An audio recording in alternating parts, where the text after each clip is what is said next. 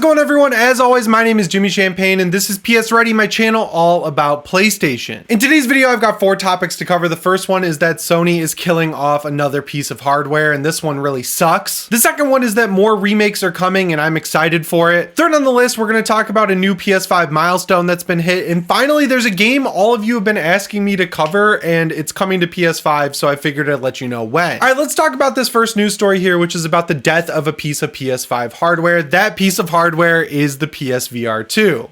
Now look, when you're talking about the PSVR 2, I don't think anyone's going to argue with you if you say the writing's been on the wall for a while now. They've had some solid games, not that many really. I mean, they're like most of the stuff they've put out for it has been quality. It's just like with most things that are side projects, it's just not enough content to really make this thing worth picking up for a lot of people. The real final nail in the coffin was Sony releasing this $60 adapter for PC. They're like, look, we've got a bunch of these things sitting on our hands. No one's going to buy them for the PS5, so we're going to give people on PC the ability to use it. We're basically going to take out all the major features of the thing and make it the most basic PC headset ever, and hopefully people are willing to spend $60 on the adapter and then another $10 to $20 on a cable for it, because for some reason they're not including the cable that you need to use it with. Honestly, as someone who owns a PSVR 2, this is a bummer. I really like the hardware. I think it's great. Using it with Gran Turismo 7 was a borderline life-changing experience. Playing Resident Evil Village and Resident Evil 4 in VR totally changes the game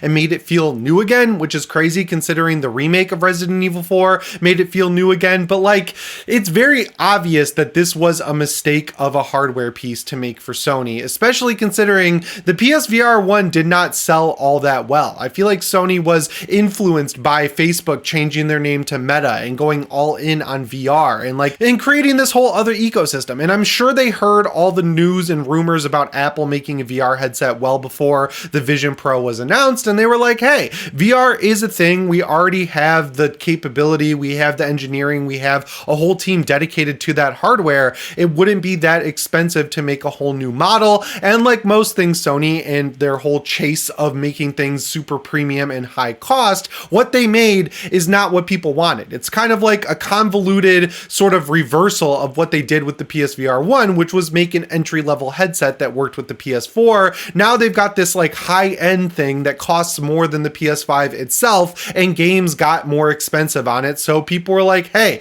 games are expensive right now for the console I already own. Why would I buy an add-on for it that costs more than the machine I already own and doesn't really provide a lot of content in terms of services and games? So essentially right now, they only have 2 games in development for the VR headset, and both of them are published by Sony. There's no third-party developers working on anything really. They're not like scouting other developers from PC to port their games over. So essentially when these 2 games are out, if they ever do eventually come out, because you know Sony could just cancel them, that'll be pretty much it for the PSVR 2. And honestly, if I had not bought this for a YouTube channel, I would be pretty pissed off, because again, it's more expensive than the console itself. And when you look at the amount of games that have come out for the PSVR 2, I mean, yeah, there's been some quality stuff, but it's not enough to really justify that purchase. Like, this is not something I would imagine down the line when you can get them for like $200 or $300, people are going to discover as like this hidden gem of a console. There's literally not enough there, because when you take out all the games that were ported up from PSVR 1, and then again, you had to buy them again because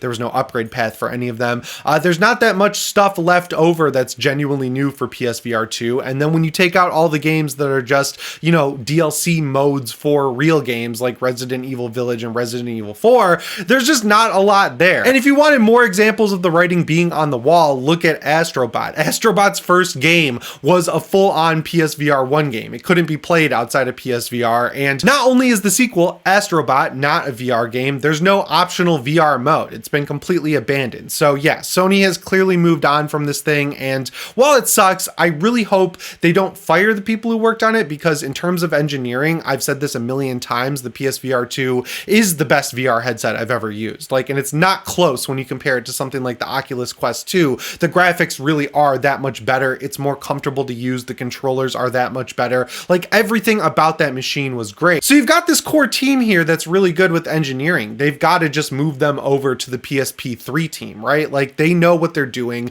We look at the PS Portal and it's fine. Like, it looks good. It matches the PS5, but you know, if they want to come out and really come out swinging with a new handheld, they've got to get it exactly perfect. There needs to be a lot of games at launch and they need to have the best handheld on the market. And they're no longer just going up with the likes of Nintendo. They're also going up against Steam with the Steam Deck. They're also going up against other manufacturers like Asus with the ROG Ally. Xbox is working on their own handheld. You've got the Lenovo Legion Go. You've got a million Aya devices out there. Like, they need to make sure that the PSP3 is perfect and goes for the throat. They can't have proprietary memory, for example. That thing better have a micro SD card slot. No more of this $100 for 64 gigabytes of extra storage BS. They also need to have an 8-inch screen that's at least 800p. They need to make sure that it can at the very least play PS4 games, but if they really wanted to go crazy, they could start doing extra graphics modes for PS5 games that downclock them enough to run on this eventual handheld. It better have full backwards compatibility at launch. I'm not just talking about PS1 and PSP. I'm talking PSP, PS1, PS2, PS Vita, and PS3. There is no excuse to have a handheld out that cannot run PS3 games in 2024. That console is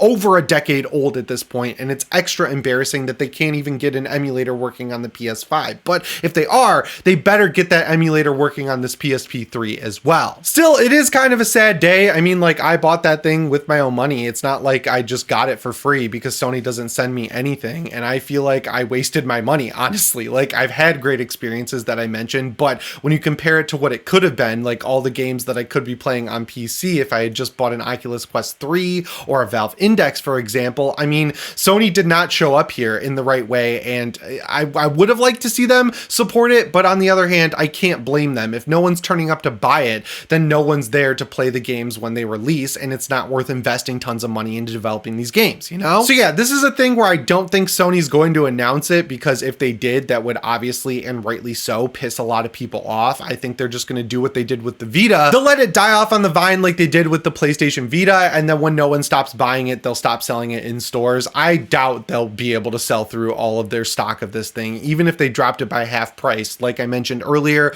there's not nearly enough games available for this to make it a worth it purchase, even at half price. So yeah, it had a couple of good years of life. I mean, obviously I'm not thrilled with how things turned out, but yeah, it just shows that Sony is not good at handling side projects. And when you look at their philosophy of focusing on the PS5 going forward and maybe a handheld, that seems to be like the best move possible. That brings us to the second news story here, which is that Sony's way of handling this dearth of first-party games seems to be making more remakes. And this is something that they did back in the PS3 generation a ton. There were tons of collections of PS2 games that were upscaled to run at, I think, 720p, sometimes 60 FPS. We got collections for God of War. We got collections for We got collections for God of War. We got collections for Sly Cooper. We got collections for Jak and Daxter. We got collections for Shadow of the Colossus and Eco. Like, these things were coming out at a rapid clip, and they were a good value. They were usually cheaper at around $40. And as someone who missed out on a lot of the PS2 generation, they were a great way for me to go back and experience games I missed.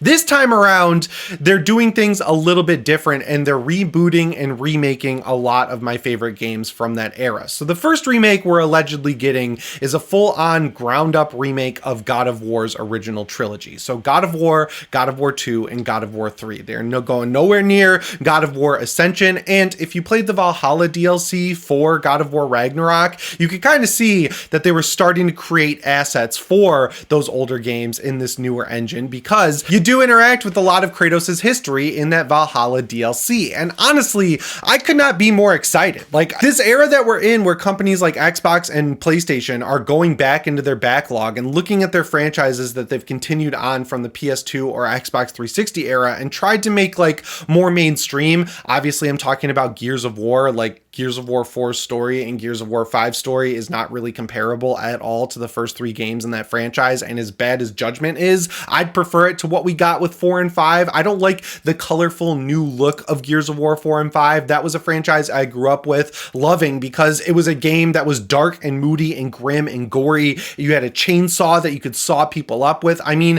they replaced most of the enemies in Gears of War with robots that shoot oil, yeah, when you use the Lancer, but like, that's not the same thing. So then we're getting Gears of War E-Day, which looks like a throwback to what I grew up with, which was amazing. And honestly, I could not be more for it. And the same goes for God of War. Look, I love God of War 2018. I love God of War Ragnarok. You guys know that's my favorite game this generation. It is gory. They left in a lot of the stuff that made God of War, but from a story perspective, I mean, the sad dad saga that Sony had going on, I think people are getting a little bit sick of it. So the best way to reinvigorate the God of War franchise, of course, is to go back to the Greek God trilogy and just remake that. Like, give us the brutality back where Kratos was just this psycho climbing up like the world, I guess, because he climbs up Gaia and then tears her apart. Like, that's what I miss from God of War. They do have enemies like that in 2018 and Ragnarok, but it's like a giant troll and not the actual spirit of the world. You know what I'm saying? So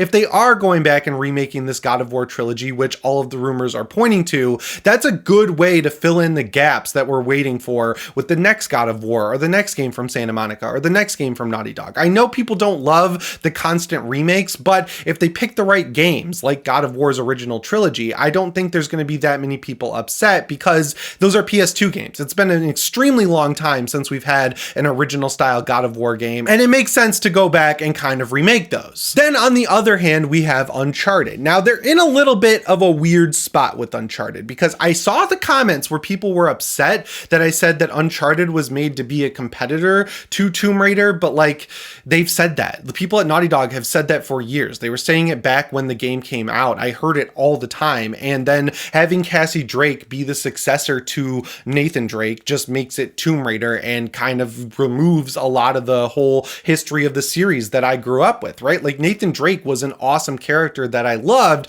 So back when this was originally being floated that they were working on Uncharted 5, I was saying that maybe it would be smarter to reboot that trilogy, right? Like, it's not as old as God of War. It came out in the early years of the PS3 in like 2007 and lasted all the way up until the end with Uncharted 3, and then they did one more game with Uncharted 4.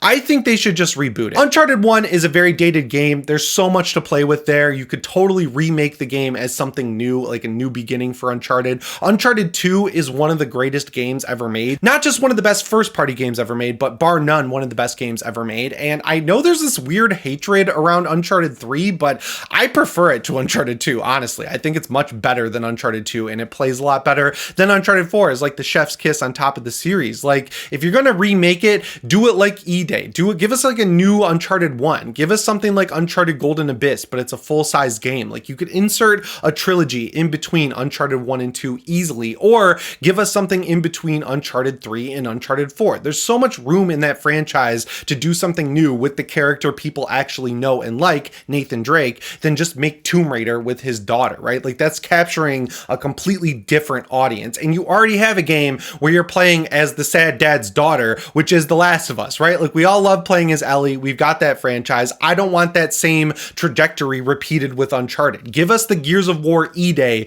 of PlayStation first-party games and bring back Uncharted with Nathan Drake. It's not that hard. So yeah, if you ask me what the two franchises I'd want to come back in their original form are, it's God of War and it's Uncharted. I want to relive that era of PlayStation, which in my opinion was the best era we've ever had in terms of first-party games. I love the PS4 generation because there's so many great first-party games, but in terms of quality and just overall amazingness and showing what next-gen consoles could do at the time, you can't really beat God of War 3 and the Uncharted trilogy. Third on the list, we got to talk about Stellar Blade for a minute because there's some wonky stuff going on with the sales charts where it seemed like it was this smash hit success for PlayStation, but now the numbers have been revealed sold, and it sold really well, right? Like it just hit 1 million units sold, which is great, but this was presented as like the next big PlayStation franchise. And when you look at the sales numbers of PlayStation franchises, which like normally get into the 8 to 10 million range, 1 million units isn't necessarily where they usually get to. So I started to think about this and I was like, is this selling poorly? And I came down on no, mainly because this isn't a true first party game. It's essentially a second party game because Sony found it while it was being worked on and then they bought the IP and decided to publish it. But it's kind of a very similar situation to Concord as well, because that game was in development for 5 years and then Sony came in and bought the studio and the IP, gave them enough money to get it over the finish line, which is taking around a year. They're selling the game for $40. So obviously when you're only paying for the late stage of development, you need to sell less copies to actually make a return on investment. And it's even more impressive when you compare it to a game that was sold on Steam, it was sold on Xbox, it was sold on PlayStation at the same time, and it's also a South Korean developer, very similar sort of game, Liza P. I was like, surely that game has sold multi-millions of copies, but even being available and with all the good word of mouth that game had, it only sold 1 million copies as well. So while I've seen a lot of articles sort of painting this as like not really that big of a game, despite the fact that it's been rated by players as the best game of this generation, I think it sold just fine and Sony's probably happy with it. They're working on getting a pitch for the sequel ready to go right now, and I would personally be shocked if this game didn't get a sequel. It's a great return to form for Sony, where they would get these games where the first one maybe sold a couple million copies and then they absolutely blow it out for the sequel and it starts selling in the tens of millions. A great example of that, Uncharted. Uncharted 1 did not sell nearly as well as Uncharted 2, 3, and 4. That's a great example, I think. And then finally, a lot of people ask me a lot in the comments if I play Farming Simulator, and I gotta be honest, I never really got it until I just finished a show on Amazon called Clarkson's Farm. You guys know I love cars, I love Top Gear, I love the Grand Tour. I just saw it pop up on my Amazon and I figured, why not watch this? I mean, worst case, I waste an hour. You gotta watch this show. It is an incredible show where Jeremy Clarkson bought a farm in the Lake District in the UK, hired a bunch of people who knew what they were doing to teach him how to make a farm, and it's like the most realistic and wholesome reality show I've ever seen. So now I kind of understand why people like Farming Simulator. So I looked up when the next one's coming to PS5, and it turns out at launch on November 12th, Farming Simulator 25 is going to be available on the PlayStation 5. And I can't believe I'm saying this, but I'm hyped for this game. I'm going to pre-order it. I want to get some farming in. I want to use a combine harvester. I want to plant some plants. I want to plant some wheat and barley and stuff and really just learn how this thing works, because I don't know, I'm just at that weird stage in my life where I just want to learn as much as possible about as many different things as possible, because I don't know, it's just interesting to me, right? Like I know a lot about video games. I feel like I've kind of hit the peak in terms of knowing about how games are made, how they play, X, Y, and Z there. So I've been reaching into the car world. That's obviously expensive. So is farming. So I can do the same thing I did with cars, which is get hopelessly addicted to Gran Turismo, but this time it'll be for Farming Simulator 25. And this game's kind of been a meme where it's super popular, but no one understands why. I'm really excited. I'm going to grab one of the older ones, kind of give it a try on my Steam Deck, see if it interests me. And then if it does, I will be pre-ordering Farming Simulator 25. So all you people who want Farming Simulator updates on my channel for some reason, there you go. You got the Farming Simulator update, and I am also fully on board to actually try this game out. Anyway, guys, that's all I've got for you today. As always, my name is Jimmy Champagne. I'll see you in the next one. Thanks for watching, and shape on.